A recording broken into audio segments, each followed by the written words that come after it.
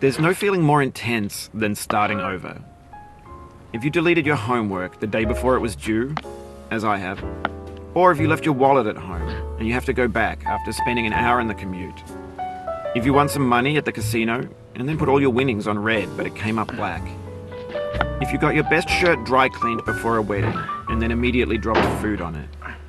If you won an argument with a friend and then later discovered that they just returned to their original view. Starting over is harder than starting up. If you're not ready for that, like if you've already had a bad day, then what you're about to go through might be too much. Feel free to go away and come back. I'll be here. Alright, thanks for coming with me on this trip. I'll understand if you have to take a break at any point. Just find a safe place to stop and quit the game. And don't worry, I'll save your progress, always, even your mistakes. This game is a homage to a free game that came out in 2002, titled Sexy Hiking. The author of that game was Jazuo, a mysterious Czech designer who was known at the time as the father of B games. And B games are rough assemblages of found objects. Designers slap them together very quickly and freely, and they're often too rough and unfriendly to gain much of a following. They're built more for the joy of building them than as polished products. In a certain way, Sexy Hiking is the perfect embodiment of a B game. It's built almost entirely out of found and recycled parts, and it's one of the most unusual and unfriendly games of its time. In it, your task is simply to drag yourself up a mountain with a hammer.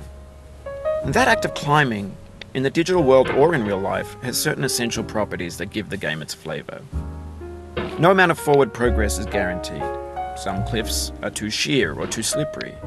And the player is constantly, unremittingly in danger of falling and losing everything.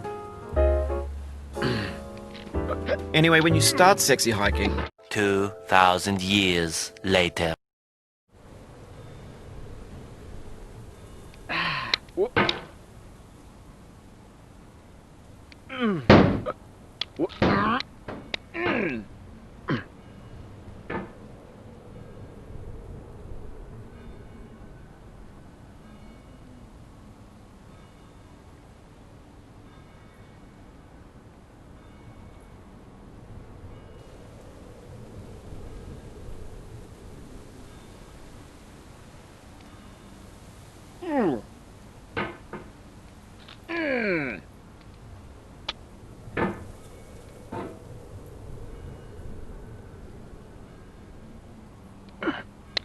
For years now, people have been predicting that games would soon be made out of prefabricated objects, bought in a store and assembled into a world.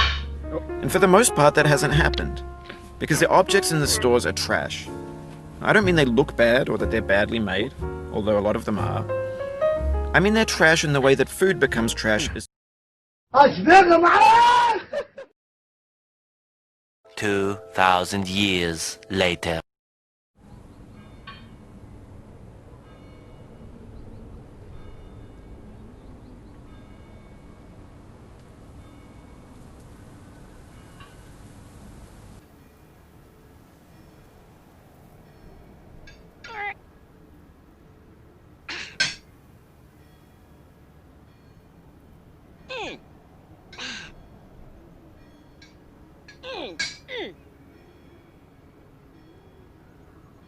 Maybe this is what digital culture is. A monstrous mountain of trash, the ash heap of creativity's fountain. A landfill with everything we ever thought of in it. Grand, infinite, and unsorted.